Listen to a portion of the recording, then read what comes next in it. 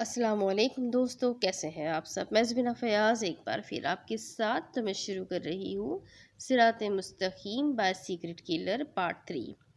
तबीयत थोड़ी सी ख़राब है, आवाज़ थोड़ी सी ख़राब है। उम्मीद करती हूँ आप लोग मैनेज कर लेंगे।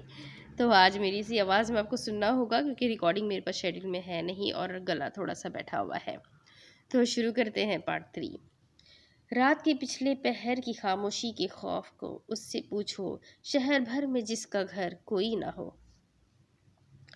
औंधे मुतके में सर दिए उसने कोई 7वीं मर्तबा कॉल काटी थी, लेकिन कॉल करने वाला भी अपने नाम का एक ही ढीठ था।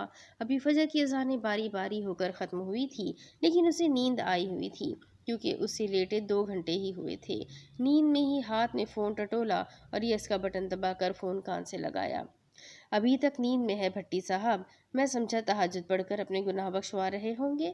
दूसरी तरफ से नरम आवाज़ में तबसरा किया गया।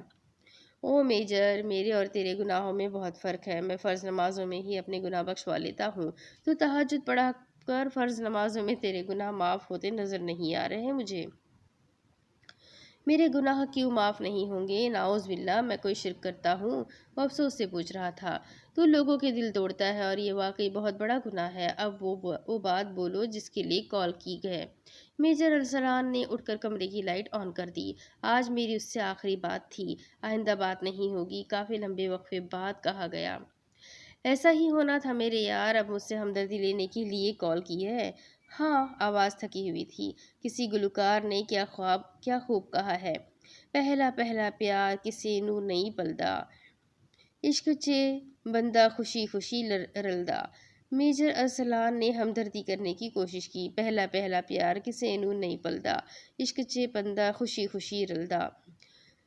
मर्दा ए ओदो जदू ओदो जदू खोंदी बेवफाई रुलते गए आ पर जिस बड़ी आई है। सॉरी, मेरी पंजाबी बहुत ख़राब है। Sorry sorry. पंजाबी सिंधी जो भी लैंग्वेज है, आपको इसमें थोड़ा सा डिस्टर्बेंस होगा, इसलिए आई एम सो सॉरी। मैं आगे स्टोरी कंटिन्यू करती हूँ। दूसरी तरफ से फ़ोन बंद कर दिया गया था। वो वाकई डिप्रेस था। मेजर अरसलान को अंदाज़ा हुआ अब की मरतबा मेजर अरसलान को कॉल करना पड़ी थी। सुनो, उससे शादी कर लो, मेजर अरसलान ने मशवरा दिया। ये सबको हर मसले का हल शादी क्यों लगता है? वो कुछ बिगड़ कर बोला। क्योंकि जिससे मोहब्बत करते हैं उससे शादी करते हैं। तुम्हारी क्यों अरेंज मैरिज है? शादी से पहले किसी से मोहब्बत नहीं होती, मेजर अरसलान ने साफ गोई से बताया। शादी के बाद हो गई, शादी के बाद होगी, उसे भी किसी से हो जाएगी। निहायत सफाकी से उसने तबसरा किया था। तुम ज़्यादा से ज़्यादा क्या करोगे अगर ये बात सर के कानों पर चढ़ाई जाए? मेजर अरसलान बस ऐसे ही पूछ रहा था, वरना उसका ऐसा कोई इरादा तो नहीं था। सीरियसली उसका ऐसा कोई इरादा नहीं था। अरसल, don't be over smart. I repeat, don't be over smart. कम अज़ कम मैं तैयबा को तुम्हारे घर अपने साथ डिनर पर ला सकता हूँ। यही बहुत था अरसलान का मुंह बंद करवाने के लिए। मैं तो ऐसे ही कह रहा था, ख़ामख़ा मेरी खुशहाल इस दवाजी ज़िंदगी के पीछे पड़ जाते हो। चलो नमाज़ पढ़कर मैं आता हूँ, फिर प्लान डिस्कस करते हैं। फ़ोन बंद करना ही बेहतर था। वो अपना फ़ोन कहीं और इंगेज नहीं कर सकता था क्योंकि मेजर शाम ऐसे कामों में उसका बाप था। कम अज़ कम ऐसी धमकी सुनने के बाद वो कुछ देर तो अपना मुंह बंद रख सकता था। उसे कोई मसला नहीं था। तुम इतना जो मुस्कुरा रहे हो, क्या गम है जिसको छुपा रहे हो? आंखों में नमी, हंसी लबों पर, क्या हाल है, क्या दिखा रहे हो? अरे तुम अपना बैग तैयार करके कहाँ जा रही हो? महजबीन ने हैरत से कहा तो सब उसकी तरफ देखने लगे, जो सीढ़ियों से अपने बैग के हमराह बरामद हुई थी। सरदार, आप गांव जा रहे हैं दादी के पास, तो मैं भी जाऊंगी। छुट्टियां खत्म होने में सिर्फ एक हफ्ता रह गया है और वो मैं उनके साथ गुजारूंगी। उसने लाउंज में पहुंचकर अपने अब्बू को मुखातिब करके कहा। चंद दिन लगे थे उसे मेजर शाम के शहर से निकलने के लिए। वो निकल ही गई थी या अभी भी कोशिश ही कर रही थी। जो भी था, जब माइज़म का अल्लाह साथ था तो वो इस तरह के 1000 गमों से निकल जाएगी, उसे यकीन था। हम तो वहाँ पंचायत वगैरह के कुछ फैसले करने जा रहे हैं और जल्द ही वापस आ जाएंगे। तुम क्या करोगी 4 घंटे के सफ़र में? उन्होंने गोया उसे मना करना चाहा। मैं एक हफ्ता रहने के लिए जाऊंगी और सफ़र की फ़िक्र ना करें। मुजफ्फराबाद से नीलम का रास्ता मुझे कभी बोर नहीं करता। वैसे भी میری دادی کا میرے بغیر دل نہیں لگتا، آپ سب کی شکایتیں بھی تو لگانی ہوتی ہے مجھے، اور دادی اسپیشل میرا اسی لیے انتظار کر رہی ہوتی ہے۔ اس نے معصومیت سے کہا تو سب ہنسنے لگے۔ تم سے بس باتیں کروا لو، بشرا نے کہا۔ امی کے نزدیک اسے باتیں کرنے کے علاوہ کچھ نہیں آتا تھا۔ واقعی؟ سوچ لو معظم، پھر ہمارے ساتھ غازی بھی ہوگا، تم اکیلی بور ہو جاؤ گی، سردار نے کہا۔ یوں لگ رہا تھا جیسے وہ اسے لے کر جانا ہی نہیں چاہتے۔ مجھے اپنی دادی کے انتظار میں بور ہونا منظور ہے، اس نے بھی ٹھان لی جانا ہے تو جانا ہے، کون ہے جو روکے گا اسے؟ وہ آرام سے سنگل سیٹر صوفے پر بیٹھ گئی۔ اسی لمبے کھلے داخلی دروازے سے غازی اندر آیا۔ سارا انتظام ہو گیا غازی بیٹا؟ سردار نے غازی سے پوچھا۔ جی تایا جان، سب ہو گیا، حد تھی فرما برداری کی۔ وہ معظم کے سامنے خالی صوفے پر بیٹھ گیا۔ میری بیٹی بھی دادی کی طرف جانا چاہ رہی ہے، یہ بھی ساتھ چلے گی؟ غازی نے حیرانگی سے پہلے سردار کو دیکھا، پھر معظم کو، جو اب مہاجبین سے کچھ کہہ رہی تھی۔ اسے صرف فیصلہ سنانا آتا تھا، سردار اس کی ہر بات پر لبیک کہہ دیا کرتے تھے۔ غازی نے سر جھٹکا۔ مجھے تو کوئی مسئلہ نہیں ہے، اگر وہ چلنا چاہتی ہے تو ضرور چلے، غازی نے سنجیدگی سے کہا۔ ٹھیک ہے، ہم ظہر کے بعد نکل جائیں گے تاکہ عصر مغرب تک پہنچ جائے، سردار نے اٹھتے ہوئے کہا۔ لیکن آپ لوگوں نے تو شام کو نکلنا تھا، بشرا نے انہیں یاد دلایا۔ اگر ہم دونوں ہوتے تو شام کو ہی جاتے، اب چونکہ ہماری چھوٹی گڑیا بھی ساتھ ہے تو دن میں نکلنا بہتر رہے گا، تاکہ معظم مظفر آباد سے نیلم کا راستہ بور نہ گزارے۔ وہ کہتے ہوئے اپنے کمرے کی طرف جا رہے تھے۔ معظم کو اپنے ابو پر بہت پیار آیا۔ ابھی اس کی امی اسے اپنے ابو کے احساس اور اس کی نالائکی کے بارے میں لیکچر دینے ہی والی تھی کہ اس نے فوراً ان کی توجہ کچن کی طرف کروائی۔ امی، وہ چولہے پر دودھ گر گیا ہے۔ بشرا فوراً اٹھ کر کچن کی طرف بھاگی، کیونکہ وہ دوسری طرف بیٹھی ہوئی تھی اور وہاں سے کچن نظر نہیں آ رہا تھا۔ معظم نے اوپر کی طرف دوڑ لگائی۔ یہ کیا ہوا ہے؟ غازی نے اس لمحے کے عمل کو ناسمجھی سے دیکھتے ہوئے ماجبین سے پوچھا۔ اتنے میں بشرا باہر واپس آ گئی اور معظم شاید اپنے کمرے میں غائب ہو گئی تھی۔ میں اندر گئی تو مجھے یاد آیا، دودھ تو میں نے کب سے ابال کر فریزر میں رکھ دیا ہے، وہ معظم کو کہہ رہی تھی، لیکن وہ ادھر سے غائب تھی۔ بشرا کو اس کی حرکت پر غصہ آیا۔ غازی اور مہاجبین نے مسکرا کر انہیں دیکھا۔ یہ لڑکی کسی دن میرے ہاتھ سے ضائع ہو جائے گی، وہ اونچی آواز میں بولی، کہ اگر سن رہی ہے تو غور سے سنے۔ رہنے دے امی، اس کو ایک تھپڑ لگانے کے بعد آپ رونا شروع کر دیتی ہے، اور کہاں اس کو ضائع کرنے کا کہہ رہی ہے، مہاجبین نے ہنستے ہوئے کہا۔ غازی کو بھی اس کی حرکت سمجھ آ گئی تھی، وہ بھی مسکرا دیا۔ وہ بہت کم بولتا تھا، یا کبھی کبھی انہیں یوں لگتا کہ بولتا ہی نہیں ہے۔ تینوں نالائق میرے ہی متھے لگنے تھے، انہوں نے اپنے تینوں بچوں کا کہا۔ بری بات امی، آپ خود ہی تو کہتی ہے کہ کسی کی پیٹھ پیچھے اس کا برا ذکر نہیں کرنا چاہیے، مہاجبین نے انہیں یاد دلایا۔ ماں کے لیے یہ بات جائز ہوتی ہے۔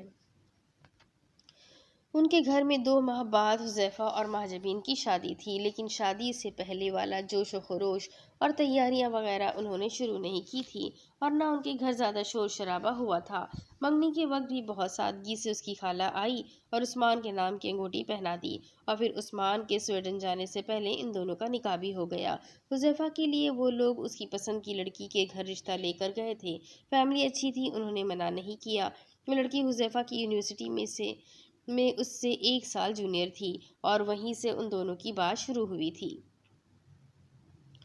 میرے صبر پر کوئی اجر کیا میری دوپہر پہ یہ ابر کیوں؟ میرے صبر پر کوئی اجر کیا میری دوپہر پہ یہ ابر کیوں؟ مجھے اوڑھنے دے اذیتیں، میری عادتیں نہ خراب کر۔ یار ارسلان، تمہیں پتا ہے میں کوئٹہ نہیں جا سکتا، پھر بھی تم۔ میجر دیکھو یار، یہ سر کا آرڈر ہے، میں بھی تو پشاور جا رہا ہوں، اگر میں ادھر نہ جاتا تو تمہارے ساتھ ضرور چلتا۔ میجر ارسلان نے اس کا کندھا تھپتھپایا۔ سر کا آرڈر ہے، سر کا آرڈر، اتنے کام ہے مجھے یہاں۔ وہ غصے میں تھا، آج کل اسے ویسے ہی غصہ بہت آ جاتا تھا۔ تیرا کام صرف اتنا ہے کہ میں جانتا ہوں، مجھے نہ بتاؤ، وہ سخت اکتایا ہوا لگ رہا تھا۔ تو نے سیکیورٹی اہلکاروں کے ساتھ ایک پولنگ اسٹیشن پر چند گھنٹے ڈیوٹی دینی ہے، پھر واپس آ جائے گا۔ اس کے منع کرنے کے باوجود میجر ارسلان نے اپنی بات پوری کی۔ زنانہ یا مردانہ؟ اب وہ لیپ ٹاپ آن کر رہا تھا، صوفے پر بیٹھتے ہوئے اس نے ایک انرجی بار کا پیکٹ کھولا تھا۔ مردانہ، ارسلان نے بتایا۔ کافی انجینئرز کو ہائی الرٹ کیا گیا ہے، ایجنسیز کو ہائی الرٹ کیا گیا ہے، چونکہ کوئٹہ دہشت گردوں کا پاکستان میں پسندیدہ شہر ہے۔ وہ تفصیل بتانے لگا، پر اسے دلچسپی نہ تھی، وہ اپنا کام جانتا تھا۔ کبھی کبھی منہ سے اچھے الفاظ بھی نکالنے چاہیے، صحت کے لیے اچھے ہوتے ہیں۔ میجر ارسلان گہرا سانس لے کر رہ گیا۔ شام کو کچھ سمجھانا اونٹ کو رکشے میں بٹھانے جیسا تھا۔ میں تمہیں خوفزدہ نہیں کرنا چاہ رہا، بلکہ مجھے خود عجیب سا لگ رہا ہے۔ میرا سکس سینس کافی اچھا ثابت ہوا ہے۔ تو ارسلان نے ہنستے ہوئے کہا، بکواس نہ کرو اور اللہ پر یقین رکھو، کچھ نہیں ہوگا۔ لیپ ٹاپ گود میں رکھے ہوئے اسکرین پر سنجیدگی سے نظر جمائے ہوئے تھا۔ کل کی نیوز دیکھی؟ میجر ارسلان اس کی بے فکر صورت دیکھ کر کہا۔ تم کیچ والی نیوز کی بات کر رہے ہو؟ ہاں، وہی 3 اہلکار اور 1 شہری شہید ہو گئے ہیں۔ اللہ ان کی مغفرت فرمائے۔ افسوس کے علاوہ وہ کچھ نہیں کر سکتا تھا۔ اور باقی کا کیا حال ہے جو زخمی تھے؟ وہ سرسری پوچھ رہا تھا۔ کچھ کی حالت خطرے میں ہے اور کافی کی حالت خطرے سے باہر ہے۔ یہ واقعہ بھی پولنگ اسٹیشن کے باہر ہوا ہے۔ تمہیں اپنا خیال رکھنا ہوگا۔ ہمیں بائی پاس پر سیکیورٹی زیادہ سخت کرنی چاہیے۔ اس کی بات نظر انداز کر کے میجر شام نے کہا، جو بہتر لگے وہ کرو، 5 بجے تک پہنچ جانا ادھر۔ ہاں، بس فجر ادا کر کے نکل جاؤں گا۔ اللہ تمہاری حفاظت فرمائے، آمین۔ وہ ہنوز لیپ ٹاپ کی طرف متوجہ تھا۔ ایک بات بولوں؟ میجر ارسلان نے پوچھا۔ تمہیں میری اجازت کی ضرورت ہے؟ اس نے حیرانگی سے پوچھا۔ تیرا دل بہت نرم ہے شام، تو میری چھوٹی سی ضد پر مان جاتا ہے۔ خود کو اتنا نرم بھی نہ رکھ کہ کوئی تیرا استعمال کر کے چلا جائے اور تو ہاتھ ملتا رہ جائے۔ ارسلان نے کافی جذباتی لہجے میں کہا۔ وہ استہزائی انداز میں ہنس کر بولا، اوکے۔ ہنسا کیوں؟ میجر ارسلان اس کے بے وقت ہنسنے پر حیران ہوا۔ تیرے اور سر کے ہوتے ہوئے میں کسی تیسرے کے ہاتھوں استعمال نہیں ہو سکتا۔ تم دونوں ہی کافی ہو مجھے استعمال کرنے کے لیے۔ اس نے مسکراتے ہوئے لطیف سا طنز کیا۔ یار، ہم تیری بہتری کے لیے ہی کہتے ہیں، تیرا دل کبھی ہم دونوں کی طرف سے صاف نہیں ہو سکتا۔ وہ خفا ہوا تھا۔ اس نے نظریں گھما کر ارسلان کو دیکھا۔ تم دونوں کے ناک کے نیچے وہ جیل توڑ کر بھاگ نکلا اور تم کہتے ہو دل صاف کر لوں۔ اب مجھے یہ شک ہونے لگا ہے کہ اسے بھگایا بھی تم دونوں نے ہے۔ سو تو ہے، تو بھی جانتا تھا کہ وہ صرف ایک کارندہ تھا، اسی کے ذریعے ہم اصل دہشت گردوں تک پہنچ گئے۔ تو وہ کامیابی بھول گیا۔ اگر کچھ یاد ہے تو ہمارا خلیل الدین کو چھوڑنا یاد ہے۔ وہ میرا پرسنل کیس تھا، میرا پلان تھا، تم نے خراب کیا میجر ارسلان، تم نے۔ اور وہ ابھی بھی بددل تھا۔ میں جانتا تھا کہ خلیل الدین کو کیسے ہینڈل کرنا ہے۔ مجھے تو لگتا ہے بارود کے ساتھ رہ کر تیری عقل میں بھی بارود ہی گھس گیا ہے۔ ابھی نکلو، کسی اور دن خلیل الدین پر بات کریں گے۔ ارسلان نے جیسے تیسے جان چھڑائی۔ اس نے کھڑے ہو کر لیپ ٹاپ اسکرین کی 2 تصویریں بنائیں اور فون جیب میں رکھ کر اسکرین بند کر دی۔ میرے حصے کی اذیت بھی کاٹی اس نے۔ عجب شخص تھا، رکا پھر بھی نہیں۔ جی سر، جی، میری احمد یار سے بات ہوئی ہے، ابھی تک وہ اسے ڈھونڈ نہیں پایا۔ میجر ارسلان بہت جلدی میں لگ رہا تھا۔ قدموں کا زمین پر پڑنے والا بے ڈھنگا انداز اس کے اضطراب کو ظاہر کر رہا تھا۔ اسلام آباد آرمی ہیڈ کوارٹر کے دوسرے فلور کی راہداری میں تیز قدم اٹھاتا وہ ایک کمرے کی طرف جا رہا تھا۔ فون پر دوسری طرف سے کچھ کہا گیا اور وہ سنتا رہا۔ سر، یہ اسی کا پلان تھا، بائی پاس کے پاس سیکیورٹی ٹف رکھنے کا۔ الحمدللہ، سویلین کی تعداد کم تھی وہاں۔ 31 افراد میں سے 5 لوگوں کی ابھی تک شناخت نہیں ہوئی۔ میرا خیال ہے ان میں سے۔ دوسری طرف سے اس کی بات کاٹ کر کچھ کہا گیا تھا۔ وہ کرنل کو بریفنگ دے رہا تھا اور کچھ 3 گھنٹوں میں وہ تقریباً 200 کے قریب کال اٹینڈ کر کے ایسے بھی بریفنگ دے چکا تھا۔ جی سر، مجھے بھی اللہ پر بھروسہ ہے اسے کچھ نہیں ہوا ہوگا، لیکن وہ دھماکے کی قریب ترین جگہ پر کھڑا تھا۔ کچھ ہدایات مزید لینے کے بعد وہ کال کاٹ کر اس کمرے میں داخل ہوا۔ ٹی وی اسکرین پر کوئٹہ میں ایسٹرن بائی پاس پر ہونے والے خودکش دھماکے کی تازہ ترین اپ ڈیٹس آ رہی تھی۔ تفصیل کے ساتھ ساتھ سینئر تجزیہ نگاروں کے تبصرے بھی جاری تھے۔ اس نے ریموٹ سے ٹی وی کو میوٹ کیا اور کمرے میں موجود آفیسر کی طرف متوجہ ہوا۔ کمرے میں 5 سے 6 فوجی موجود تھے جو سب اپنے سامنے موجود مانیٹر اسکرین کی طرف متوجہ ہو کر کام کر رہے تھے۔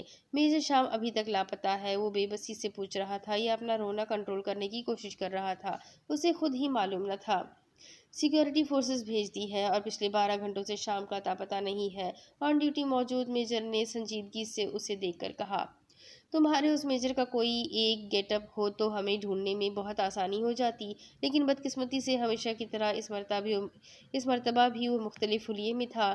وہ میجر خفگی سے بولا، یہ اس کی جاب کا حصہ ہے، اسے گیٹ اپس کی ضرورت ہوتی ہے۔ میجر ارسلان نے شام کی حمایت کی لیکن اس پر اثر نہ ہوا۔ میری احمد یار سے بات ہوئی ہے، وہ کام کر رہا ہے، اسے تھوڑا ٹائم دو اور اپنے اس میجر کو جا کر سمجھا دو کہ یہ ڈیڑھ اینٹ کی مسجد بنا کر کام مت کیا کرے۔ کسی نے اوپر شکایت کر دی تو انکوائری کھل جائے گی، وہ افسر خاصے تپے ہوئے انداز میں کہہ رہا تھا۔ شام کو سب ہی جانتے تھے وہ اپنی مرضی سے ہی کام کرتا تھا، وہ ISI میں نہیں ملٹری انٹیلیجنس میں تھا، لیکن اپنے باس کی وجہ سے وہ ISI کے بھی بہت سے آپریشنز کا حصہ رہا تھا۔ وہ اپنے باس کے انڈر رہ کر ٹریننگ کیا کرتا تھا، اسی وجہ سے اس کے کام کا انداز وہی خفیہ جاسوسوں والا تھا۔ امید ہے شام کو کچھ نہیں ہوا ہوگا، میجر ارسلان نے دل سے دعا کی تھی۔ اس کا لہو بہت گرم ہے، اس جنونی محب وطن کو مشن سے پہلے نہیں مرنا۔ میں جانتا ہوں وہ کہیں اور چلا گیا ہوگا، تم فکر نہ کرو۔ آفیسر نے میجر ارسلان کو کہا، لیکن اس بار اسے تسلی نہیں ہو رہی تھی۔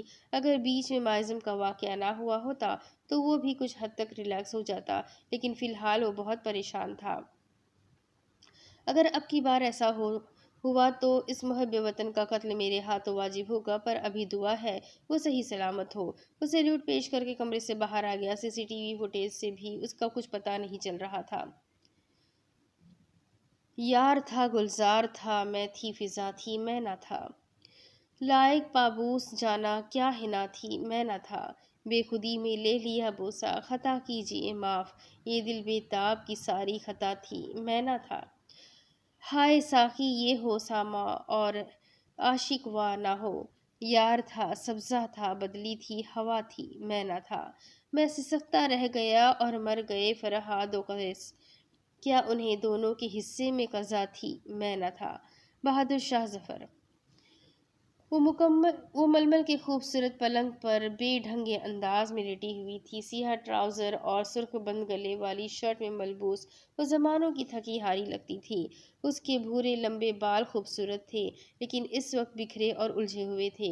کمرے میں ایک طرف شراب کی کچھ خالی اور بھری ہوئی بوتلیں پھینکی ہوئی تھی۔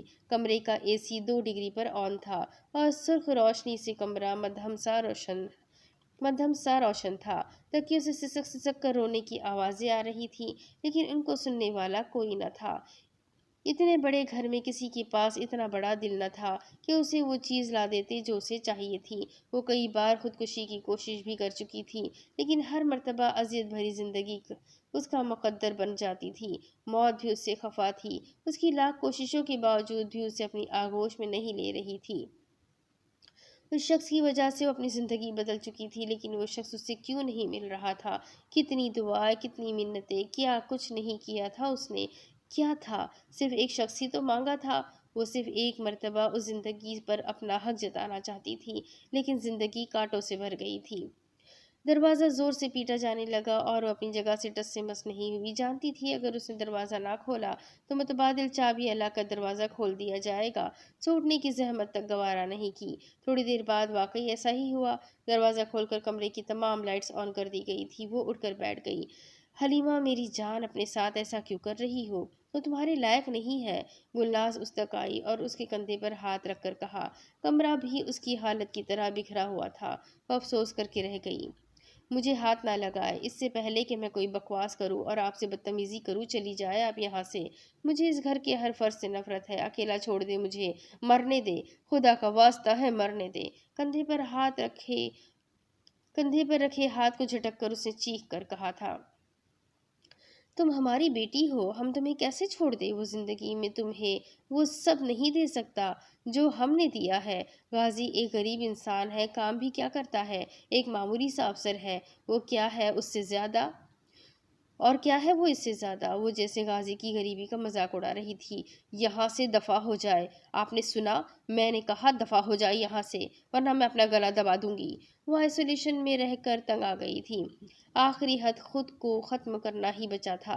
اس کی آنکھیں رو رو کر سرخ ہو چکی تھی، آنکھوں کے گرد حلقے پڑ چکے تھے، چہرہ پیلا زرد تھا اور کئی دنوں سے کچھ نہ کھانے کی وجہ سے ہڈیاں باہر نکلی ہوئی نظر آ رہی تھی۔ بہت محتاج اور لاچار سی حالت تھی اس کی۔ تم اس 2 کے انسان کے پیچھے ساری اخلاقیات بھول چکی ہو؟ تمہیں شرم نہیں آتی؟ اپنی ماں سے کیسے بات کر رہی ہو؟ وہ بھی جواباً چیخ کر بولی۔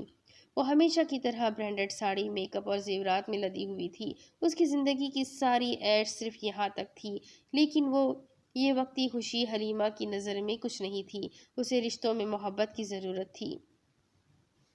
میں اس سے محبت کرتی ہوں اور آئندہ اسے 2 کا مت کہنا، زبان کھینچ لوں گی۔ اور ماں مائی فٹ، آپ میری ماں نہیں ہے۔ میری ماں وہ تھی جس کو آپ نے اور آپ کے شوہر نے زہر دے کر مارا تھا۔ میں بچی نہیں ہوں۔ میری طرف سے بھاڑ میں جائے، آپ بھی اور آپ کا شوہر بھی۔ وہ غصے سے چیخ کر بیٹھ کے دوسری طرف سے نیچے جا کھڑی ہوئی تھی۔ ماں کچھ کرنے پر اکسا رہا تھا، کچھ غلط، کچھ بڑا۔ تمہیں اس سب کی بھاری قیمت چکانی پڑے گی۔ میں ہی پاگل ہوں جو ہر روز تمہارے پاس آ جاتی ہوں خود کو بے عزت کروانے، لیکن یاد رکھنا اس بے عزتی کا خامیازہ تمہیں بھگتنا ہی پڑے گا۔ گلناز غصے سے لب بھیج کر کہہ رہی تھی اور حلیمہ اس پر تمسخرانہ ہنسی اور پھر ہنستی ہی چلی گئی۔ تھوڑا ہنسنے کے بعد اس کے جبڑے دکھنے لگے تھے۔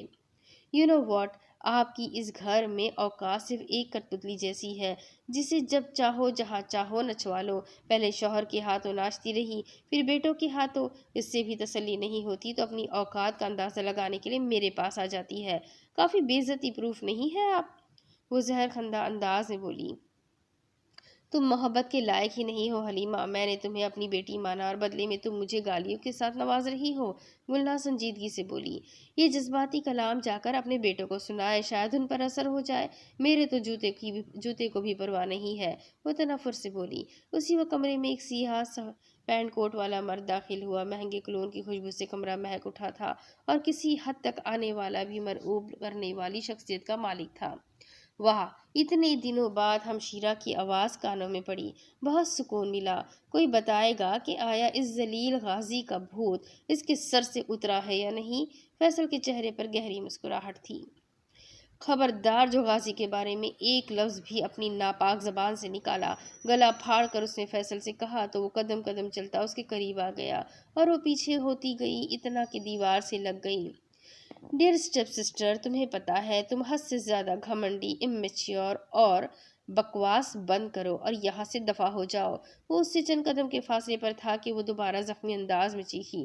صحیح کہہ رہا تھا وہ، سوتیلی بہن۔ اگر سگی ہوتی تو ان کا رویہ ایسا ہرگز نہ ہوتا۔ فیصل عمر میں اس سے 6-7 سال بڑا ہی تھا، لیکن حلیمہ کے نزدیک ملک کے معروف وکیل کی عزت کوڑی کی بھی نہیں تھی۔ ان لوگوں کی ہمت بھی کیسے ہوئی اس سے بات کرنے کی؟ اتنی خوبصورت ہو یار، کوئی اپنی سٹینڈرڈ کا بندہ کیوں نہیں ڈھونڈ لیتی؟ پہلے بھی تو۔ اس کے چہرے کو دیکھتے ہوئے فیصل نے طنز کیا اور جملہ ادھورا چھوڑ دیا۔ وہاں وہ کسے اپنی مدد کے لیے بلاتی جہاں اس کا اپنا کوئی بھی نہ تھا؟ وہ اکیلی تھی، چیخنا بھی چاہے تو آواز دیواروں سے پلٹ کر واپس آ جاتی تھی۔ اپنی بے بسی کا سوچ کر بے اختیار اس کی آنکھوں میں آنسو آ گئے۔ جب انسان راستہ بدل لیتا ہے تو معاف صرف اللہ کرتا ہے۔ دنیا والے ابھی بھی اس انسان کو پرانے وزن سے ہی جانتے ہیں۔ حلیمہ کو بھی صرف اللہ نے معاف کیا تھا۔ یہ مٹی کے لوگ آج بھی وہی تھے اور کل بھی وہی تھے اور شاید آئندہ بھی ایسے ہی رہیں گے۔ اس سے پہلے کہ وہ رونا شروع کرتی، گرجدار آواز میں بولی، میرا اسٹینڈرڈ کیا ہے جو تم لوگوں کا اسٹینڈرڈ ہے؟ تم لوگوں کا درجہ اس سے انتہائی گرا ہوا ہے جس سے میں محبت کرتی ہوں۔ تم لوگ غازی کے پاؤں کی جوتی کے برابر بھی نہیں ہو۔ منافق لوگ ہو تم سب۔ گھن آتی ہے مجھے تم لوگوں کے ساتھ رہتے ہوئے۔ ایک زوردار تھپڑ نے اس کی دنیا ہی گھما دی تھی۔ دونوں ہاتھ بے اختیار بائیں گال پر رکھے تھے۔ غازی کو بھول جاؤ۔ فیصل نے اس کے بالوں کو اپنے ہاتھ کے شکنجے میں لیا۔ جتنی جلدی بھول جاؤ گی تمہارے لیے اتنا ہی خوشگوار ثابت ہوگا۔ کل میرا ایک اور دوست گھر پر آ رہا ہے۔ اس نے تصویروں میں تمہیں دیکھ رکھا ہے اور مرتا ہے تمہاری خوبصورتی پر۔ بہتر ہے اس سے تعلقات بڑھاؤ کیونکہ وہ تمہارے قابل بھی ہے اور اہل بھی۔ ہمیں بھی فائدہ پہنچاؤ اور خود بھی سکون کی زندگی گزارو۔ غازی کے ساتھ ایک جھوپڑی میں رہنے سے بہتر ہے ایک خوبصورت سا محل بناؤ اور اس میں عیش کرو۔ آنکھوں سے آنسو ابل ابل کر باہر آنے لگے۔ درد دل میں زیادہ ہو رہا تھا یا جسم پر، اندازہ لگانا مشکل تھا۔ تم بہت گھٹیا ہو فیصل، بہت گھٹیا۔ لعنت ہے تمہاری سوچ پر، تم ایک عورت پر ہاتھ۔ اس کے چہرے پر مزید ایک تھپڑ مارا گیا تھا۔ اس 31 سالہ شخص کے چہرے پر شیطانی مسکراہٹ تھی۔ حلیمہ کا ہونٹ پھٹ گیا اور وہاں سے خون رسنا شروع ہو گیا تھا۔ मैं घटिया भी हूँ और लानती भी, पाक दामन और सादिक तुम भी नहीं हो। तुम्हारे बारे में अगर सब कुछ मीडिया को दे दूँ तो तुम्हें ज़मीन के ऊपर तो क्या, ज़मीन के नीचे भी पनाह नहीं मिलेगी। कितने लड़कों के साथ घूमती रही हो, गिनती में भी नहीं आते, और कितनों के साथ रातें गुजारी, और ये आखिरी हद थी कि हरीमा टूट गई। बस करे फैसल भाई, बस करे। खुदा की कसम मैं जानी नहीं हूँ, मैंने किसी के साथ रात नहीं गुजारी, मेरा यकीन करे। मेरी रूह मुझे मेरी ही नज़रों में मत गिराइए। और अब बेइख्तियार हाथ जोड़कर रोते हुए वो इल्तिजा कर रही थी। बेबसी से उसका दिल फटने के करीब था। उसकी टांगें मजीद खड़ी होने से इनकारी थी। वो ज़मीन पर गिर गई। उसका किरदार बहुत अच्छा नहीं था, लेकिन इस कदर गिरा हुआ भी नहीं था। फैसल बस करो, तुम अपने कमरे में जाओ, मैं इसे समझाती हूँ। वो छोटी और नासमझ है, गलती तो इंसान से ही होती है। गुलनाज ने आगे आकर फैसल को हटाने की कोशिश की।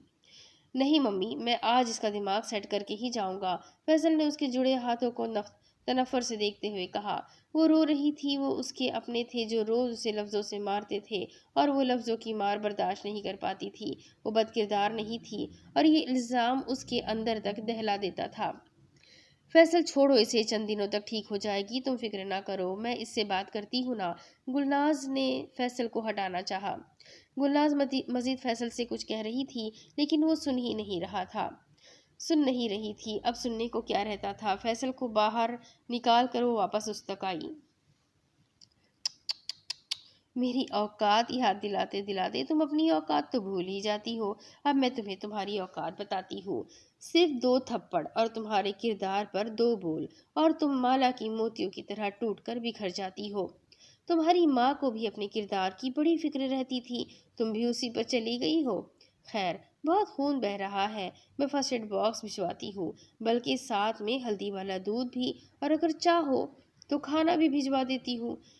चूंकि खाना तुम खाओगी नहीं, तो मैं सिर्फ पहली 2 चीज़ें भिजवा देती हूँ। सिर्फ थोड़ी बेहतर हो शायद थोड़ी बेहतर होगी तो किसी का मुकाबला कर सकोगी। मुल्लाज उसका चेहरा देखते हुए मसनूई मुस्कुराहट से बोली। वो खाली खाली नजरों से चेहरा घुटनों पर रखे उसे देखे गई। अब उसने कुछ नहीं कहा, कोई एहतजाज नहीं किया कि वो उसके कमरे में क्यों आई। वो बस अंदर से खाली हो चुकी थी। एक खाली सूखी हुई झील। एक मुखलिसाना मशवरा देती हूँ, गुलनाज कहते हुए उठ खड़ी हुई। इस घर के मर्दों के साथ जबान दराजी मत किया करो, क्योंकि जबान दराजी करने के बाद हमेशा से यही होता आया है जो तुम्हारे साथ हो रहा है। ये लोग जैसा कहते हैं कर लो, जिंदगी अच्छे से गुजार सकोगी, बल्कि शहजादियों जैसी जिंदगी गुजारोगी। तुम पूरी तरह अपने बाप पर डिपेंड करती हो। उसकी मदद के बगैर तुम कुछ नहीं कर सकती, ना अपने लिए और ना गाजी के लिए। उससे मोहब्बत वक्ती जुनून के अलावा कुछ नहीं है। जब तुम उसके साथ 2 कमरों वाले मकान में रहोगी तो तुम्हें उन आसाइशों की कदर होगी जो तुम्हारे बाप ने दी है। उसने किसी रद्द अमल का इजहार नहीं किया। मुझे तुमसे हमदर्दी है हलीमा, गुलनाज कहकर कमरे से बाहर चली गई, और वो वहीं बैठी फर्श को घूरती रही।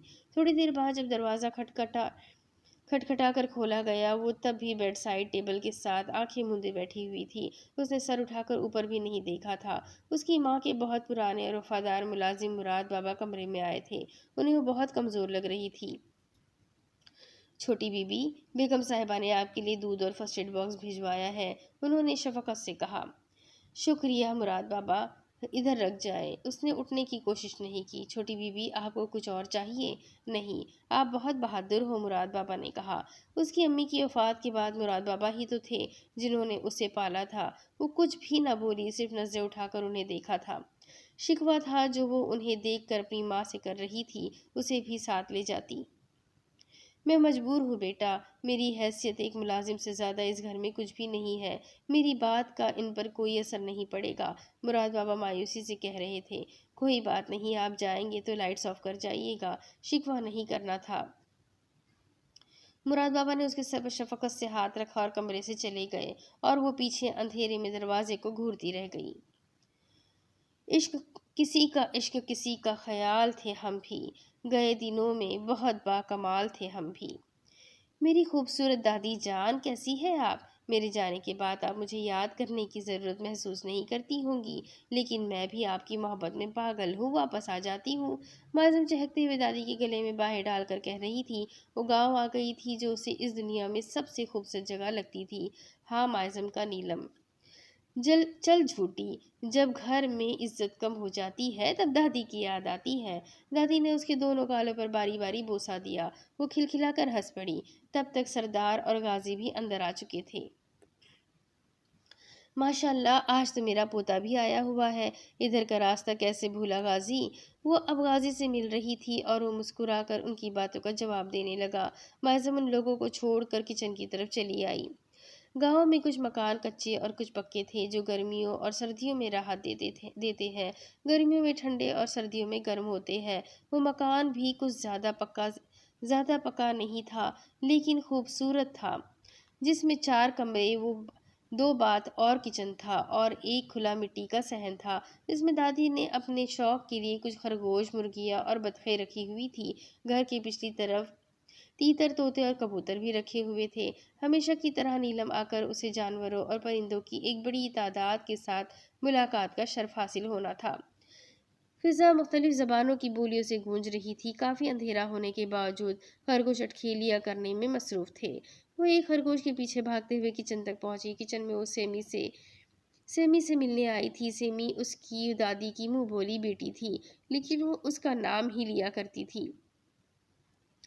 सेमी मेरी जान, कैसी हो? सरप्राइज देने वाले अंदाज में किचन में दाखिल हुई और पीछे से सेमी के गले लग गई। सेमी वाकई हैरत में आ गई और मायज़म को देखकर उसके चेहरे पर एक खुशगवार मुस्कुराहट दर आई। अपना काम छोड़कर वो मायज़म से मिलने के लिए हाथ धोने लगी। मायज़म की बच्ची, तुम कब आई और मुझे बताया भी नहीं। अब वो दोनों बगलगीर हो रही थी। अभी मैं रास्ते में हूँ, जब गाँव पहुँचूंगी तब बताऊंगी, मायज़म ने हंसते हुए कहा। वो दोनों अब किचन से निकलकर सेमी के कमरे की तरफ आ गए। कमरा सादा सा नफीस तरीके से सेट था। एक तरफ सिंगल बेड और एक तरफ ज़मीन पर मैट्रेस बिछा हुआ था। माज़म जाकर सोफे पर बैठ गई। वो जब भी इधर आती तो सेमी के कमरे में मैट्रेस पर ही सोती थी। ये सेमी का कमरा नहीं था, लेकिन काफ़ी अरसे से वो इसी कमरे में रह रही थी। तुम्हें पता है, तुम्हारे पिछली विजिट के बाद से ट्यूशन के बच्चों ने इतना सर घुमाया हुआ है। पता नहीं तुम उन्हें क्या पट्टियाँ पढ़ा कर गई थी। रोज़ तुम्हारे आने का पूछते हैं। सेमी अब उसे बता रही थी। और तुम जेलस होती रही। मायज़म ने बालों का जोड़ा बना लिया और उठकर घर से पिछली तरफ खुलने वाला दरवाज़ा खोल लिया। घर ऊंचाई पर था और बहता हुआ नीलम खामोशी से अपनी मस्ती में गुम था। वो रात के वक्त भी उसे देख सकती थी। मायज़म को नीलम से इश्क था और उसका नीलम कभी बहुत जालिम भी रहा था। अरे कहा, मैंने कह दिया तुम्हारी शादी हो गई है और तुम बहरुन मुल्क चली गई हो। सेमी ने नाक से मक्खी उड़ाई। मासूम दरवाजे से टेक लगाकर पिछली तरफ का मंजर देखने लगी। सीरियसली, उसे सेमी के झूठ पर शौक लगा। कितनी गलत बात है सेमी, तुमने मेरे बारे में बच्चों से इतनी बड़ी गलत बात बयानी कर दी है। मैं अभी जाकर तुम्हारे ट्यूशन के बच्चों को इकट्ठा करती हूँ और तुम्हारी इज्जत अफजाई उनके सामने करती हूँ। वो सेमी की तरफ रुक करके कह रही थी। रहने दो बीबी, अभी थोड़ी देर पहले ही इस क्रिकेट टीम से छुटकारा पाकर आई हूँ। सेमी ने उसके सामने हाथ जोड़े। तुम्हें पता है गाजी भाई आए हुए हैं, इतने दिनों से हमारे घर रह रहे हैं। मायज़म ने बताया। उसे लगा सेमी सुनकर हैरान होगी कि कौन गाजी, कहाँ से आया, तुम लोगों के घर क्या कर रहा है, वगैरह वगैरह। और वो अपने दिल का बोझ हल्का करेगी कि गाजी के आने के बाद से क्या क्या होता रहा है। लेकिन सेमी हैरान तो दूर पूछा तक नहीं। अच्छा, सेमी ने बस मुख्तसर सा कहा। सरदार भी आए हुए हैं, तुम उनसे नहीं मिली? माहजम ने उसे याद करवाया। तुम्हारे आने की खुशी में सबको भूल ही गई, सेमी ने अफसोस से कहा और उठकर खड़ी हुई। माहजम भी उसके साथ हो ली। नीलम ने अफसरदगी से अपने आशिक को जाते देखा। फिर एक लहर ने हिम्मत बंधाई कि उसे लौट कर आए, यही आना है, और नीलम पुरस्कार सा मुस्कुरा दिया था। वो दोनों दादी के कमरे में आई तो उन तीनों को महो गुफ्तगू पाया। सिमी ने आकर सरदार और गाजी को सलाम किया। माज़म को हैरानगी हुई कि उसके चेहरे पर हैरत और अनजानेपन के कोई आसार नहीं थे। शायद पहले से एक दूसरे को जानते होंगे। उसने सोचा, फिर खुद ही ख्याल को झटका और सिमी के साथ रात के खाने की तैयारियों की तरफ मसरूफ़ हो गई। दिल नहीं तुझको दिखाता वरना दिल नहीं तुझको दिखाता वरना दागों की बहार, इस चिरागा का करूँ क्या, कार फरमा जल गया। आप क्या कहते हैं सरदार, अब सेमी को हमारे साथ चलना चाहिए कि नहीं? हम दोनों को इकट्ठे आगे बढ़ना चाहिए। उसने खाना खाते हुए अपने अब्बू से राय मांगी थी। माज़म के गैर मुतवक्का सवाल पर सेमी ने पहले माज़म और फिर बारी बारी सबको देखा। बादाम कौरमे का بادام قورمے کی خوشبو سارے گھر میں پھیلی ہوئی تھی اور دسترخوان پر موجود 5 نفوس کھانا شروع کر چکے تھے۔ سیمی جو چاہے وہ کرے، سردار نے مسکرا کر جواب دیا۔ اچھا، سیمی کو چلنا چاہیے اور مجھے یہاں رہنا چاہیے۔ دادی خفا ہو گئی۔ ظاہر ہے میری پیاری سیمی چلے گی تو آپ بھی چلیں گی، لیکن میں پہلے اپنی ماں سے اجازت لوں گی، ورنہ ساس بہو کی لڑائی اللہ معافی۔ اس نے دونوں کانوں کو ہاتھ لگایا۔ اب اس نے غازی کی فکر کرنا چھوڑ دیا تھا۔ وہ اپنی زندگی سے تنگ ہوگا، معظم نہیں۔ معظم بہت بولتی ہو تم، دادی نے ہنستے ہوئے کہا۔ وہ غازی کو اسٹیل کے گلاس میں پانی ڈال کے دے رہی تھی۔ وہ چائنیز کھا رہا تھا، شاید معظم نے اچھا کھانا بنایا تھا۔ میں کب بولتی ہوں دادی، آپ فضول میں مجھے ایسے کہتی ہے۔ میں آئندہ ادھر آ ہی نہیں رہی۔ آپ کو تو میری ذرا سی خوشی برداشت نہیں ہوتی۔ کتنی جنگیں لڑ کر آتی ہوں میں ادھر، آپ کو اندازہ بھی نہیں، اور میرے آنے۔ اچھا بس بس، غلطی ہو گئی، تم بولو، ضرور بولو، دادی نے ہار مانی۔ میں تو اب بول ہی نہیں رہی، آپ سے پکا میں ناراض ہوں، وہ نروٹے پن سے بولی۔ معافی مانگ تو رہی ہوں استانی صاحبہ، دادی نے فوراً کہا۔ چلے کوئی بات نہیں، سیمی اور آپ چلیں گی ادھر؟ تم سے کس نے کہا کہ سیمی یہ گھر چھوڑ کر کہیں اور جائے گی؟ سیمی نے اتنے سخت لہجے میں کہا کہ وہ چپ ہی ہو گئی۔ ہم ساتھ پڑھیں گے، بہت مزہ آئے گا، اس نے مسکرا کر کہتے ہوئے اپنی خفت مٹائی۔ میں کہیں نہیں جا رہی معظم، میں یہیں رہوں گی، سیمی نے سنجیدگی سے کہا۔ لیکن ہر انسان کو ایک وژن کے ساتھ آگے بڑھنا چاہیے۔ تم نے ماسٹرز کیا ہوا ہے، میں نے بھی کیا ہوا ہے، اب تو انشاءاللہ ڈبل ماسٹرز کروں گی، کیونکہ میرا کوئی ایم ہے۔ تم بھی کوئی ایم بناؤ، زندگی میں آگے بڑھو، وہ اسے سمجھانے کی کوشش کر رہی تھی۔ تمہارا کوئی خواب ہے، لیکن میرے پاس ایسا کچھ نہیں ہے، میں اپنی زندگی میں مزید کچھ بھی نہیں کرنا چاہتی۔ سیمی کی دو ٹوک انداز میں منع کرنے پر اسے بے اختیار سب کی محسوس ہوئی۔ میں سمجھ سکتی ہوں تم نیلم نہیں چھوڑ سکتی، اسی لیے ایسا کہہ رہی ہو۔ میں نیلم چھوڑ سکتی ہوں معظم، اگر میری فیملی مل جائے۔ سیمی کا انداز ٹوٹا ہوا تھا، لیکن لہجہ کرخت تھا۔ ٹھیک ہے سیمی، اگر تم نہیں پڑھنا چاہتی تو مت پڑھو، اس طرح اپنا غصہ کسی اور پر مت اتارو۔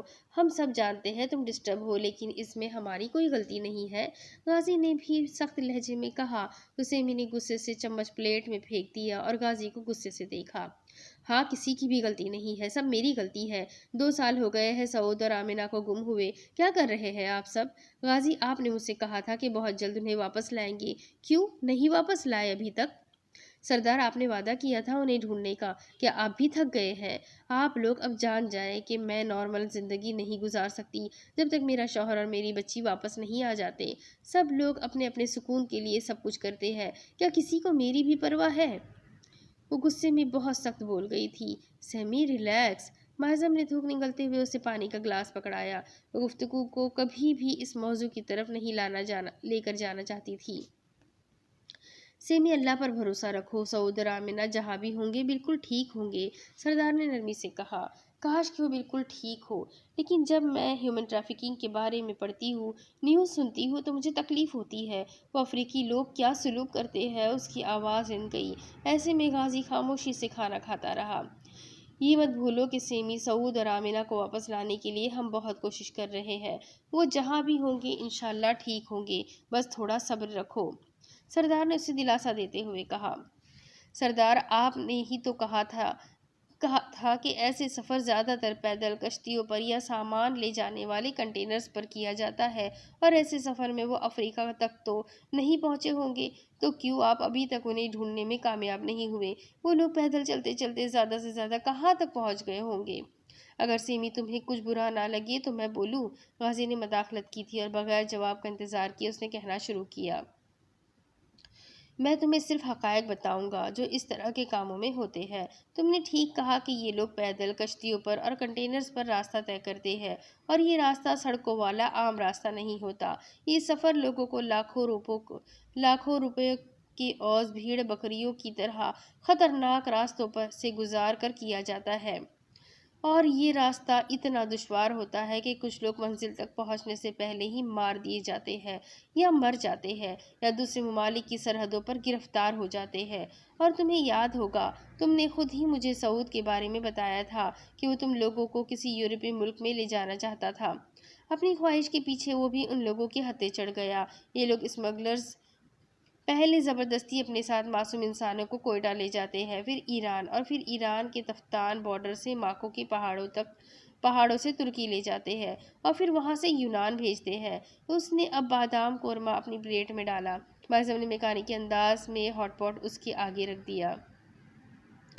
بدقسمتی سے ہمارے ملک کے پاس ہیومن ٹریفکنگ، انسانی اسمگلنگ کی روک تھام کے لیے جدید مشینری نہیں ہے، جیسا کہ یورپی ممالک کے پاس پائی جاتی ہے، اور اسی وجہ سے پاکستان کو انسانی اسمگلنگ کے خلاف انٹرنیشنل لاز، بین الاقوامی قوانین کے معیار پر پورا اترنے میں دشواریوں کا سامنا کرنا پڑتا ہے۔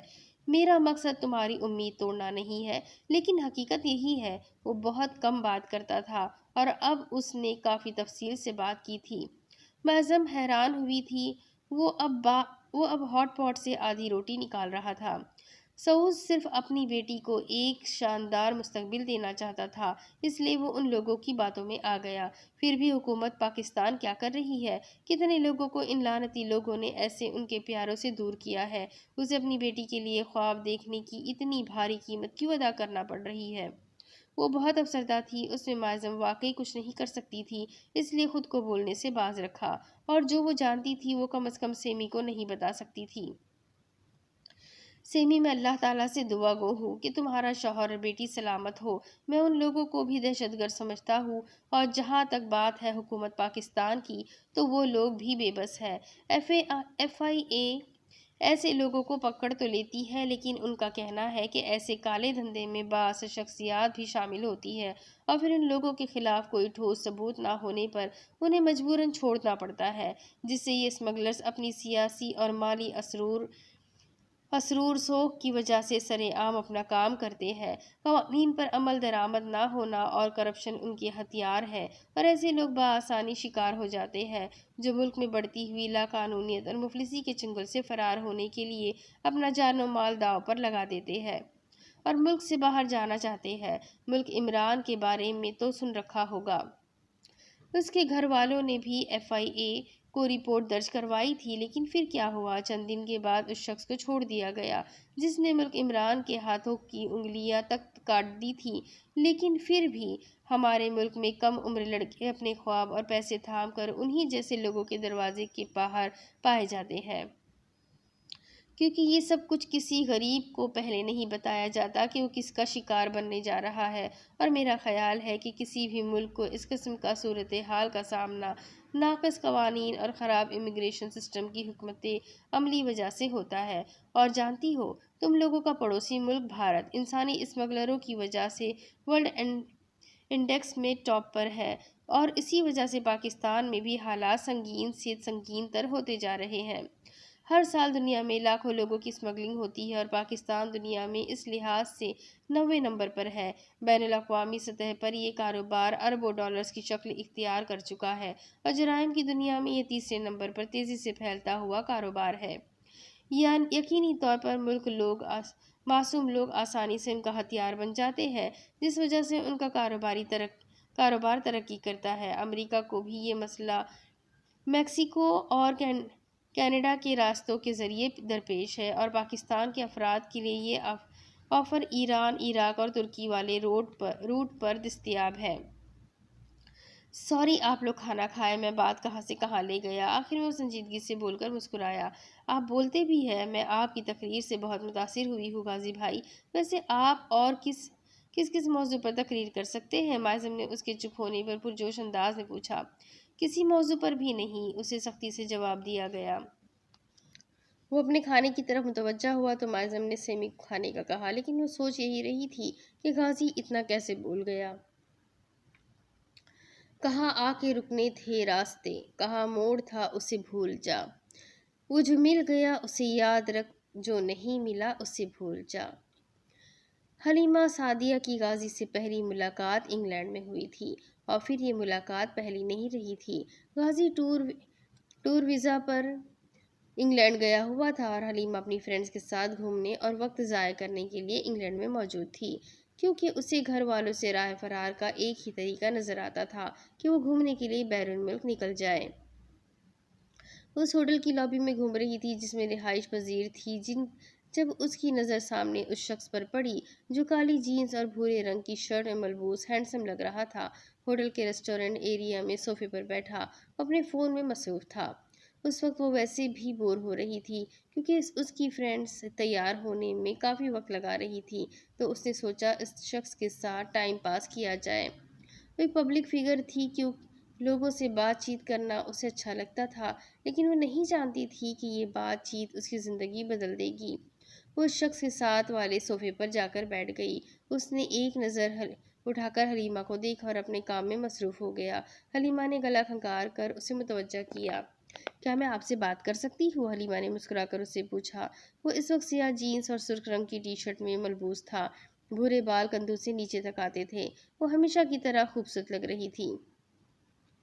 غازی نے حلیمہ کو غور سے دیکھا۔ آپ نے بات کر لی ہے؟ اس نے سنجیدگی سے کہا۔ میرا مطلب تھوڑی سی گپ شپ۔ وہ خشمگین مسکراہٹ لیے بولی۔ شور وہ سیدھا ہو کر بیٹھا۔ آپ کہاں سے؟ حلیمہ نے پوچھا۔ میں پاکستان سے ہوں۔ غازی نے نشانے اچکا کر کہا کہ یہ کیا سوال ہوا؟ مجھے جانتے ہیں؟ حلیمہ نے مسکراتے ہوئے اب کی مرتبہ اردو میں پوچھا۔ پاکستانی تو اسے ضرور جانتے ہوں گے۔ جانتا ہوں، آپ بھی پاکستان سے ہے۔ آپ کا نام حلیمہ علی الغاری ہے اور یہاں آپ غالباً چھٹیاں گزارنے آئی ہے یا شاید وقت ضائع کرنے۔ وہ بے پرواہی سے کہہ رہا تھا اور حلیمہ لفظ لفظ صحیح معلومات پر حیران ہو گئی۔ آپ کو کیسے پتا یہ سب؟ حلیمہ نے اپنی حیرانگی چھپانے کی کوشش نہیں کی تھی۔ آپ کے بارے میں سارا پاکستان جانتا ہے محترمہ۔ آپ سیاح ہے اور دنیا کی کئی ممالک گھوم چکی ہے۔ جہاں تک میری بات ہے تو مجھے ایک فرینڈ سے کئی ڈیئر مل گیا تھا کہ آپ کو فیس بک پر فالو کر کے میسج کروں، تو بس وہیں سے جانا آپ کے بارے میں۔ اس نے سب کچھ بتا دیا۔ آپ نے مجھے کیا میسج کیا تھا؟ اس نے حیرانگی سے پوچھا کیونکہ وہ اس کی باتوں میں کافی دلچسپی لے رہی تھی۔ ہیلو، کیا مجھ سے دوستی کریں گی؟ اس نے کچھ سوچتے ہوئے جواب دیا۔ پھر میں نے کیا جواب دیا؟ وہ تجسس سے آگے ہو کر پوچھ رہی تھی۔ وہ اس کے ساتھ باتوں میں مصروف ہو گئی، یہ جانے بغیر کہ اس کی فرینڈز اس کے پیچھے سے ہو کر نکل گئی ہے۔ آپ نے مجھے انفرینڈ کر دیا اور شاید بلاک بھی کر دیا۔ بے حد سنجیدگی سے سامنے والے نے اپنی بہت پرانی بے عزتی بتائی تھی۔ حلیمہ نے ہونٹ اوہ میں سکیڑے۔ مجھے آپ کی دوستی کی آفر منظور ہے، حلیمہ نے فوراً کہا۔ اب کہ غازی نے نہایت سنجیدگی سے اسے دیکھا اور اپنا فون ٹیبل پر رکھ دیا۔ لیکن وہ صرف ایک گیم تھا، میں ڈیر پورا کر رہا تھا، سیریس نہیں تھا، غازی نے نرمی سے اسے بتایا۔ حلیمہ بہت دلکشی سے مسکرائی تھی۔ وہ خوبصورت لگ رہی تھی، اس وقت کوئی بھی اس پر فدا ہو سکتا تھا۔ غازی نے سر جھٹکا۔ پر میں آپ سیریس ہوں۔ آپ کا نام کیا ہے؟ میرا نام سلطان غازی ہے، اس نے سنجیدگی سے بتا دیا۔ وہ سامنے والے صوفے پر ٹانگ رکھے ایسے بیٹھی ہوئی تھی جیسے اپنے گھر کے لاؤنج میں ہو۔ غازی، نائس نیم۔ حلیمہ نے اس کا نام زیر لب بڑبڑایا۔ تو غازی، آپ کی آج کیا مصروفیات ہے؟ اس نے بہت خوشگوار انداز میں پوچھا، لیکن غازی گڑبڑایا۔ جی، وہ کچھ فارمل ہوا۔ آپ کا آج کا شیڈول پوچھا ہے؟ وہ ہنوز خوشگوار انداز میں دلکش مسکراہٹ کے ساتھ اس سے پوچھ رہی تھی۔ میں آج فری ہوں، بس ایک دو جگہوں پر جانا ہے۔ وہ سوال کچھ عجیب سے تھے۔ غازی کو کچھ سمجھ نہ آیا کہ کیا جواب دے۔ کہاں؟ حلیمہ نے پھر سے پوچھا۔ آپ کیوں جاننا چاہتی ہے؟ غازی نے پوچھا۔ میں آج کا دن ہماری دوستی کے نام کرنا چاہتی ہوں، مسکرا کر بولی تو غازی کا چہرہ ایک دم سرخ ہوا۔ یہ 2 سیکنڈ میں کون سی دوستی ہو گئی؟ افی لڑکیاں بھی نہ۔ ہم دوست کب بنے؟ اس نے پوچھنا ضروری سمجھا کہ کہیں حلیمہ نے اس کی باتوں کا غلط مطلب نہ لے لیا ہو۔ عام طور پر بھی وہ ایسے امیر خطروں سے 100 میل دور رہنا پسند کرتا تھا۔ کیا آپ کو اچھا نہیں لگا میرا آپ سے دوستی کرنا؟ دوستی؟ اگر آپ چاہیں تو ہم ساتھ گھومنے چلتے ہیں، دوستی مزید گہری ہو جائے گی۔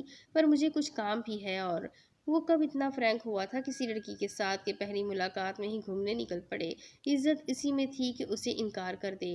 ہم وہ بھی کر لیں گے، بس مجھے انڈائریکٹلی منع کرنے کی کوشش نہ کرے۔ ویسے بھی یہاں کسی پاکستانی کا مل جانا اچھا ہوتا ہے، ہم انجوائے کریں گے۔ اس کی بات کاٹ کر بولی۔ آپ کر لیں گی، میں کیسے کروں گا؟ وہ سوچ کر رہ گیا۔ اٹس اوکے، اگر آپ ڈسٹرب ہو رہے ہو میں اکیلی ہی چلی جاتی ہوں۔ اسے لگا غازی نہیں جانا چاہتا، سو جلدی سے بولی، ورنہ اسے تنگ کرنا ہرگز مقصد نہیں تھا۔ ایسی بات نہیں ہے، میں آج کا دن آپ کے لیے برباد کر سکتا ہوں۔ تھوڑی دیر سوچنے کے بعد اس نے کہا۔ زہے نصیب، حلیمہ کہہ کر اٹھ کھڑی ہوئی۔ وہ بھی مسکراتے ہوئے اس کی پیروی میں اٹھ کھڑا ہوا اور وہ پورا دن ان دونوں نے اکٹھے گزارا تھا۔ وہ لوگ ایک آرٹ ایگزیبیشن میں گئے، وہاں سے ایک پارک میں گھومنے چلے گئے، پھر ایک مال میں ونڈو شاپنگ کرتے رہے اور رات کو ایک ریسٹورنٹ میں کھانا کھایا۔ پورا دن وہ لوگ ایک دوسرے سے باتیں کرتے رہے، لیکن ان باتوں میں ان دونوں نے کسی کو بھی زیادہ پرسنلی جاننے کی کوشش نہیں کی تھی۔ غازی حلیمہ کے بارے میں سب جانتا تھا اور حلیمہ کو کسی کی ذاتیات میں دخل اندازی کرنا اچھا نہیں لگتا تھا۔ وہ باہر کی دنیا کے بارے میں باتیں کرتے رہے تھے۔ حلیمہ کو اس دن یوں لگا جیسے زندگی میں پہلی مرتبہ اسے کوئی خوشی ملی ہے۔ وہ اس کے لیے غازی کا حسین ترین دن تھا۔ اس رات بیٹھ کر اس نے اپنی ڈائری کے سارے پیج اپنی اور غازی کی باتوں سے بھر لیے۔ وہ رات بھی حسین تھی، اس کے خوابوں میں بھی غازی آتا رہا۔ زندگی میں پہلی مرتبہ کسی مرد کے ساتھ باتیں کر کے وہ خود کو ہلکا پھلکا محسوس کر رہی تھی۔ اگلی صبح پھر وہ اسی جگہ پر غازی کا انتظار کرتی رہی، لیکن وہ نہ آیا۔ وہ پریشان ہوئی۔ کچھ دیر اس کا انتظار کرنے کے بعد اس نے ریسیپشن پر پتہ کیا تو انہوں نے اس کی واپسی کی فلائٹ کی خبر دی۔ حلیمہ کے تو جیسے پیروں تلے سے زمین نکل گئی تھی۔ جلدی سے اس کا موجودہ نمبر نکلوایا اور غازی کو فون ملایا۔ اپنی فلائٹ بھی بک کرواتے کرواتے رک گئی۔ ابھی تو صرف ایک دن ہی گزرا تھا ساتھ اور وہ چھوڑ کر جا رہا تھا۔ غازی میری بات سنو، مجھے تمہاری مدد کی ضرورت ہے۔ آج کی فلائٹ کینسل کر لو۔ کال ملتے ہی اس نے منت کی۔ کیا پرابلم ہے حلیمہ، تم ٹھیک ہو؟ غازی نے پریشانی سے پوچھا۔ نہیں، میں ٹھیک نہیں ہوں، تم مت جاؤ۔ وہ روحان سی ہو گئی تھی۔ وہ ایک گہرا سانس لے کر رہ گیا۔ حلیمہ، میرے پاس دوبارہ فلائٹ بک کروانے کے پیسے نہیں ہیں۔ اگر تم دے سکتی ہو تو میں تمہارے لیے تھوڑی دیر رک جاتا ہوں۔ غازی نے نہایت صاف گوئی سے کہا۔ تم پیسوں کی فکر نہ کرو، میں دے دوں گی، حلیمہ نے جلدی سے کہا۔ اوکے، ویٹ کرو، میں آتا ہوں۔ فون کال بند ہو گئی تو حلیمہ نے سکھ کا سانس لیا۔ یہ خیال ہی اسے خوشی دینے کے لیے کافی تھا کہ غازی واپس آ رہا ہے۔ اس نے صرف ایک دن اس کے ساتھ گزارا تھا اور وہ اسے اپنا لگنے لگا تھا۔ اسے وہ احساس ہوا تھا جو کبھی کسی کے ساتھ ہونے پر نہیں ہوا تھا، حتیٰ کہ اس کو اپنے باپ کے ساتھ کہیں جانے پر بھی وہ احساس تحفظ نہیں ملا۔ جب غازی واپس آیا تو وہ بے اختیار رونے لگی اور اس کے گلے سے لگ گئی۔ غازی ارد گرد دیکھتے ہوئے بے اختیار شرمندہ ہوا تھا، پر انگلینڈ میں یہ بہت عام سی بات تھی۔ مجبوراً مسکرا کر اسے خود سے الگ کیا۔ میں آ گیا ہوں حلیمہ، رونے کی ضرورت نہیں ہے، غازی نے اس کے سامنے کھڑے ہوتے ہوئے کہا۔ آپ بتائے بغیر کیوں چلے گئے؟ وہ خفا لہجے میں پوچھ رہی تھی۔ غازی شاکڈ ہوا۔ اس نے کب اس سے وعدہ کیا کہ وہ اسے اپنے آنے جانے کے اوقات بتاتا پھرے گا؟ میں بتائے بغیر آیا تھا اور بتائے بغیر چلے جانے میں کیا فرق ہے؟ وہ گھڑی پر وقت دیکھ رہا تھا کہ حلیمہ کو دیکھنا بہت مشکل تھا۔ اس کے وجود سے نظر چرانا آسان نہیں تھا۔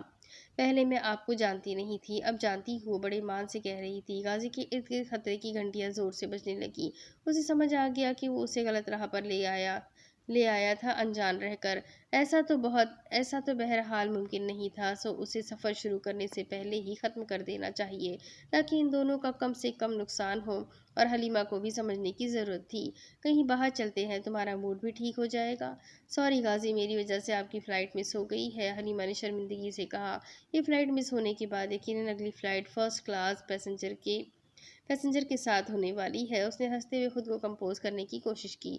فی الحال ایسا لگ نہیں رہا۔ ہوٹل سے باہر آ کر وہ دونوں ایک بس میں سوار ہو گئے۔ کیوں؟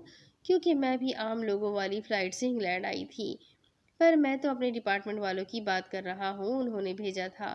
اب واپس نہ گیا تو یہی کہیں گے کہ گولی پھنسا لی ہے وغیرہ وغیرہ، وہ نارمل انداز میں بتانے لگا۔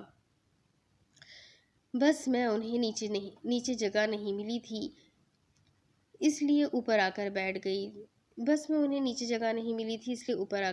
گئے، لیکن غازی ہر جگہ اس سے تھوڑے فاصلے پر ہی چل رہا تھا اور نہ کسی دوسرے کو اس کے قریب آنے دے رہا تھا۔ ایک طرح سے وہ اس کا احترام کر رہا تھا اور کوئی اسے ذہن نشین کر رہا تھا۔ وہ واقعی چاہتا تھا حلیمہ کو اس کا گریز نظر آئے تاکہ اسے ساری بات سمجھانے میں آسانی ہو۔ تو کہہ دینا پاکستانی گوری پھنسائی ہے، حلیمہ نے اس کے مسئلے کا حل پیش کیا۔ ہاں، میں کہوں گا اور وہ مان لیں گے، غازی تمسخرانہ ہنسا۔ ایسا بول دینا کہ پاکستان سیاستدانوں کی خدمت کر رہا تھا، ان کی بیٹی کو کمپنی دے رہا تھا، پھر تو پکا وہ مجھے 21 توپوں کی سلامی کے ساتھ الوداع کریں گے۔ وہ ہنسا تھا۔ اس کی ہنسی بہت خوبصورت تھی اور وہ اسے بھی زیادہ خوبصورت تھا۔ حلیمہ کچھ دیر اس کی ہنسی میں ہی کھو گئی۔ کہاں تھا وہ آج سے پہلے؟ جو ہو فیصلہ وہ سنائیے، اسے حشر پہ نہ اٹھائیے، جو کریں گے آپ ستم وہاں وہ ابھی سہی، وہ یہیں سہی۔ وہ دونوں کافی دیر سے اس کیفے میں بیٹھے ہوئے تھے۔ غازی بہت سنجیدہ نظر آ رہا تھا اور نظریں کافی کے مگ پر تھی، جس سے دھواں نکلنا بھی بند ہو چکا تھا۔ حلیمہ بس ایسے ہی اسے دیکھے جا رہی تھی۔ حلیمہ تم جانتی ہو ہم مسلمان ہیں۔ غازی نے گلا صاف کر کے بات شروع کی۔ اس کا حلیمہ کو اسلامی تعلیمات پر لیکچر دینے کا ارادہ نہیں تھا، لیکن وہ اسے کچھ حدود بتانا چاہتا تھا، اور اسلام میں مرد و عورت کی دوستی کی اجازت نہیں ہے۔ وہ محتاط انداز میں الفاظ ادا کر رہا تھا۔ ہمارا ایسے بیٹھنا بھی غلط ہے، لیکن فی الحال جو میں بات کرنا چاہ رہا تھا وہ یہ کہ ہم دونوں کے درمیان فاصلہ رہے، کیونکہ ہم ایک دوسرے کے لیے جائز نہیں ہے، اور اس طرح گلے ملنا میرے لیے بہت چیپ حرکت ہے۔ غازی اس کے چہرے کے تاثرات پڑھتا ہوا سنجیدگی سے کہہ رہا تھا۔ اس نے مناسب الفاظ ادا کرنے کی پوری کوشش کی تاکہ وہ ہرٹ نہ ہو۔ اور یہ کہ ہم دوست نہیں رہ سکتے۔ اس کی بات پر حلیمہ بہت حیران ہوئی۔ سوری غازی، میں اس وقت ایموشنل ہو گئی تھی، آئندہ سے دھیان رکھوں گی۔ اب وہ اتنی بھی ناسمجھ نہیں تھی۔ اس کی بات پر غازی مسکرایا۔ امید کروں گا تمہیں برا نہیں لگا ہوگا۔ غازی کی بات پر اس نے سر اٹھا کر اسے دیکھا۔ ہم دونوں ایک دوسرے کے لیے جائز کیسے ہو سکتے ہیں؟ میں آپ سے ملتے رہنا چاہتی ہوں۔ غازی کے لیے یہ سوال غیر متوقع تھا، اور اس سے زیادہ غیر متوقع حلیمہ کا بے حد سنجیدہ چہرہ تھا، لیکن وہ مسکرا کر کہہ رہا تھا۔ نکاح کر کے؟ وہ بھی پورے دل سے مسکرائی۔ تو آپ مجھ سے نکاح کر لیں؟ غازی کی مسکراہٹ فوراً سمٹی، ہاتھوں کے طوطے اڑ گئے تھے۔ یہ لڑکی کوئی پرینک کر رہی ہے یا واقعی سنجیدہ ہے؟ اف، کہاں پھنس گیا میں؟ تم سے نکاح کیوں کروں؟ کافی دیر بعد اس نے سنجیدگی سے پوچھا۔ دوسری طرف اسی سنجیدہ سی نرمی سے کہا گیا، تاکہ ہم دونوں ایک دوسرے کے لیے جائز ہو جائے اور ہم اچھے دوست بن جائیں۔ شوہر سے دوستی تو جائز ہے اسلام میں۔ حلیمہ کے چہرے پر معصومیت برقرار تھی، اور اسی معصومیت سے اس نے غازی کو اطلاع دی۔ لیکن میں تمہارے بارے میں ایسے کوئی جذبات نہیں رکھتا، اور مجھے نہیں معلوم ایک دن میں تمہیں مجھ میں ایسا کیا نظر آیا کہ تم ڈائریکٹ مجھے نکاح کی آفر کر رہی ہو۔ وہ حیرانی سے کچھ پوچھ رہا تھا، بلکہ اس سے زیادہ بے یقین تھا۔ مجھے نہیں معلوم، لیکن آپ بہت اچھے ہیں، حلیمہ نے سادگی سے کہا۔ مطلب تمہیں جو بھی اچھا لگے گا تم اس سے نکاح کی آفر کر دو گی؟ وہ بگڑا۔ نہیں، آپ کو پہلی بار دی ہے، آئی سویئر، حلیمہ نے جلدی سے کہا۔ غازی نے سمجھنے والے انداز میں سر ہلایا۔ بری طرح پھنس گیا تھا، اور اب اسے سمجھ نہیں آ رہی تھی کہ کیا کرے، انکار یا اقرار۔ انکار کرتا ہے تو اس لڑکی کا دل توڑنے کے گلٹ کے ساتھ زندہ رہنا مشکل ہو جاتا، اور اگر اقرار کرتا تو شاید مسائل اس کے گھر کا رخ لے لیتے۔ وہ عجیب کشمکش میں مبتلا ہو گیا۔ اگر میں انکار کر دوں تو؟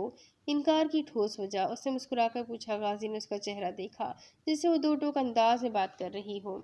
مذہب اس کے لیے پہلی ترجیح تھا، اور وہ اسے اسی بنا پر منع کر سکتا تھا، لیکن وہ نہیں کر سکا تھا۔ میں سوچ کر بتاؤں گا۔ اسے یہی جواب سب سے مناسب لگا۔ میں انتظار کروں گی، حلیمہ نے اپنائیت سے کہا۔ وہ بے حد سنجیدہ تھی۔